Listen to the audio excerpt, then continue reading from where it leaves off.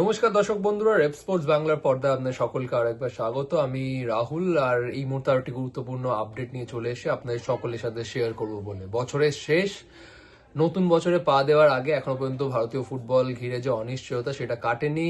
দেশের শীর্ষ লিগ কবে শুরু হবে এখনো অজানা, কিন্তু আশা করা যাচ্ছে যে নতুন বছরে পা দিয়েই হয়তো আমরা একটা সুখবর পেতে পারি আমাদের ভারতীয় ফুটবল নিয়ে। আর সেই সুখবরটা অবশ্যই আমাদের দেশের শীর্ষ লিগ যেটা অপেক্ষায় রয়েছে, আমরা সকল ফুটবল প্রেমীরা সেটার অপেক্ষায় রয়েছে এবং আশা করা যাচ্ছে যে নতুন বছরে পা দিয়েই নতুন বছরের প্রথম 1 বা 2 সপ্তাহের মধ্যে হয়তো সুরাহা মিলতে পারে আইএসএল নিয়ে। এমনটাই কিন্তু ইঙ্গিত মিলছে, কারণ আজকে আরো একটি গুরুত্বপূর্ণ ডেভেলপমেন্ট, সেটি হলো এআইএফএফ প্রত্যেকটি আইএসএল ক্লাবকে কিন্তু একটা গুরুত্বপূর্ণ চিঠি পাঠিয়েছে এবং সেই চিঠিতে এআইএফএফ স্পষ্ট জানিয়েছে যে এইবারের যে লিগ, যেই ফরম্যাটটা প্রপোজ করেছে এআইএফএফ, সেই লিগে অংশগ্রহণ করতে চাই কিনা ক্লাবরা সেটা নিয়ে কনফার্মেশন চেয়েছে প্রত্যেকটি আইএসএল ক্লাবের কাছে। এবং সেই কনফার্মেশন চাওয়ার 3টে বড় কারণ রয়েছে। প্রথম কারণ হচ্ছে, অবশ্যই আপনারা জানেন যে ক্লাবরা যে দাবি জানিয়েছে, কমার্শিয়াল পার্টনার ছাড়া বেশিরভাগ ক্লাবরাই কিন্তু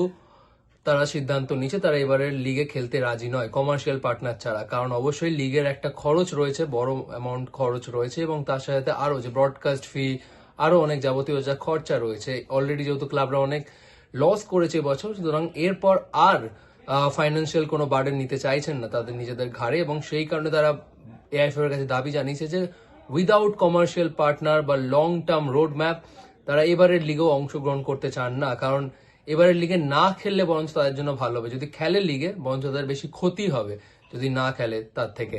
তো সেই কারণে ক্লাবরা জোরালো দাবি জানিয়েছে যেন কমার্শিয়াল পার্টনার নিয়ে একটা ক্ল্যারিটি পাওয়া যায় খুব দ্রুতই এবারের লিগ শুরু হওয়ার আগে। এবং সেই কারণে যেটা শোনা যাচ্ছে যে এআইএফএফ খুব সম্ভবত 10 দিনের মধ্যে নতুন কমার্শিয়াল পার্টনারের জন্য কিন্তু নতুন টেন্ডার ফ্লোট করতে চলেছে, খুব সম্ভবত এমনটাই কিন্তু শোনা যাচ্ছে।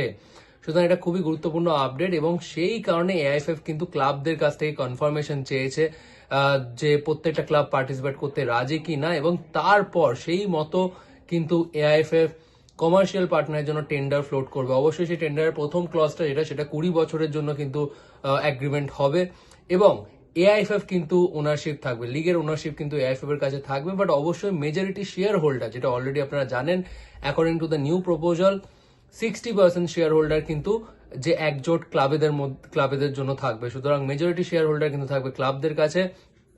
এআইএফএফ অবভিয়াসলি থাকবে এআইএফএফ এর কাছে 10%, এবং বাকি 30%, বাকি 40% এর মধ্যে 30% থাকবে কমার্শিয়াল পার্টনারের, এবং 10%টা থাকবে এমার্জেন্সি বেসিসের। যদি কোনো ক্ষেত্রে লিগ অনিশ্চয়তা বা কোনো ইমার্জেন্সি কেস হয় তো তখন সেই 10% থেকে কিন্তু খরচ করা হবে। সুতরাং এই প্রপোজালের নতুন টেন্ডার ফ্লোট করা হবে খুব সম্ভবত 10 দিনের মধ্যে, এবং রেলিগেশন এন্ড প্রমোশনটা কিন্তু থাকবে, ক্লোজ লিগ হবে না, রেলিগেশন এন্ড প্রমোশনটা থাকবে। নতুন কমার্শিয়াল পার্টনার টেন্ডার ফ্লোট করার সময় সেই ক্লজে কিন্তু রেলিগেশন প্রমোশনটাও থাকবে।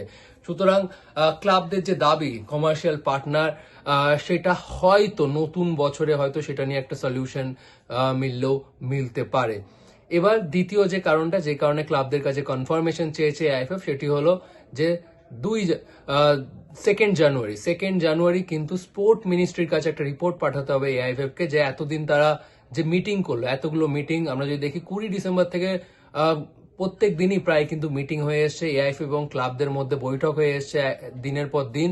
সুতরাং সেই মিটিংগুলোর কি সলিউশনে এলো তারা, এআইএফএফ এবং ক্লাবরা মিলে কি রেজলিউশন বা কি সলিউশনে এলো এবারের আইএসএল নিয়ে, সেই রিপোর্ট কিন্তু পাঠাতে হবে স্পোর্ট মিনিস্ট্রিকে। এবং সেই কারণে ক্লাবদের কাছে তারা পার্টিসিপেট করবে কিনা এবারের এই লিগ ফরম্যাটে সেই নিয়ে কিন্তু ক্লিয়ারেন্স চেয়েছে এআইএফএফ, সেই নিয়ে কনফার্মেশন চেয়েছে এআইএফএফ। এবং তৃতীয় যে কারণটা, সেটাও খুবই গুরুত্বপূর্ণ কারণ, সেটি হলো এবারের ইন্ডিয়া থেকে যদি কোনো এই যে লিগ হবে, এই লিগের যারা চ্যাম্পিয়ন হবে তারা এবার এএফসি চ্যাম্পিয়ন্স লিগ 2 এর জন্য কোয়ালিফাই করতে পারবে কি পারবে না। কোয়ালিফাই করলেও তারা এবারের এএফসি চ্যাম্পিয়ন্স লিগ 2 বা এএফসি চ্যালেঞ্জ লিগে তারা পার্টিসিপেট করতে পারবে কিনা, এএফসি তাদেরকে মান্যতা দেবে কিনা, সেই নিয়ে কিন্তু একটা ধোঁয়াশা রয়েছে। এবং সেই কারণে এআইএফএফ কিন্তু এবারের জন্য এএফসির কাছে অবশ্যই তারা একটা রিল্যাক্সেশন চাইবে, কারণ এবার যেহেতু অলরেডি অনেকটা দেরি হয়ে গেছে এবং ভারতীয় ফুটবলের ক্যালেন্ডারে এবার আর ফুল ফ্লেজেড লিগ করা এখনো সম্ভব নয়, এবং সেই কারণে এএফসির কাছে অবশ্যই একটা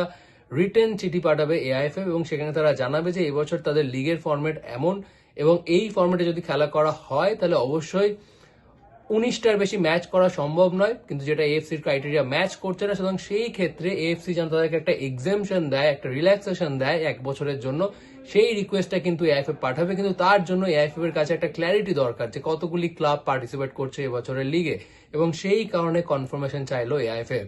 এরপর আরো একটা গুরুত্বপূর্ণ আপডেট শেয়ার করবো আপনাদের সাথে যে এবারে যদি লিগ হয় সেটা অবশ্যই ট্রাঙ্কেটেড ফরম্যাটে হবে, ফুল ফ্লেজেড ফরম্যাটে হবে না।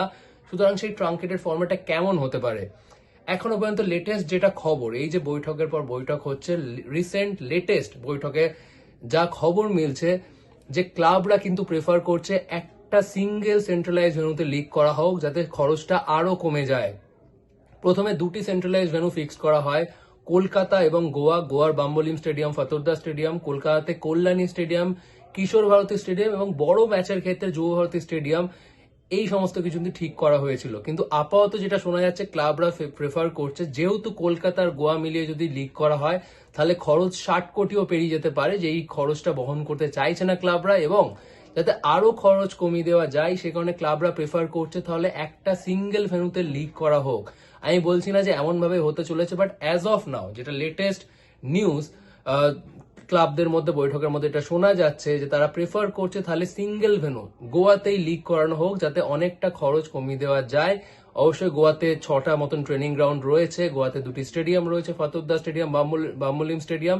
ক্লাবদের প্রেফারেন্স অনুযায়ী যাতে খরচটা কমিয়ে দেওয়া যায়, সেই ক্ষেত্রে যদি সবকিছু ঠিকঠাক থাকে তাহলে হয়তো এবারের লিগ একটা সিঙ্গেল ভেন্যুতে হলেও কিন্তু হতে পারে, এমনটাই কিন্তু খবর পাওয়া যাচ্ছে।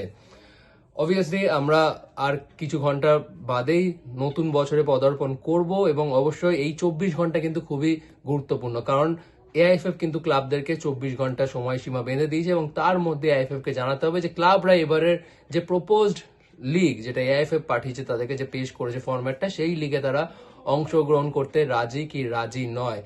সুতরাং কালকের রিপোর্ট পেলে এআইএফএফ তার উপর ঠিক করবে যে তারা স্পোর্ট মিনিস্ট্রিকে কি রিপোর্ট দেবে, এবং দ্বিতীয়ত এএফসি কেও তারা রিটেন চিঠি পাঠাবে যে এবারের লিগ এই ফরম্যাটে হচ্ছে যেখানে কোনো ক্লাবের ক্ষেত্রেই 24টা ম্যাচ খেলা পসিবল নয়। সুতরাং এই বছরটা অ্যাটলিস্ট এআইএফএফ কিছু রিল্যাক্সেশন দিক যাতে ইন্ডিয়ান ক্লাবদের এসিএল 2 বা চ্যালেঞ্জ লিগে পার্টিসিপেট করতে কোনো সমস্যা না হয়, এবং তৃতীয়ত ক্লাবদের পার্টিসিপেশন, ক্লাবদের কনফার্মেশন অনুযায়ী এআইএফএফ নতুন টেন্ডার ফ্লোট করতে পারে সম্ভবত 10 দিনের মধ্যে।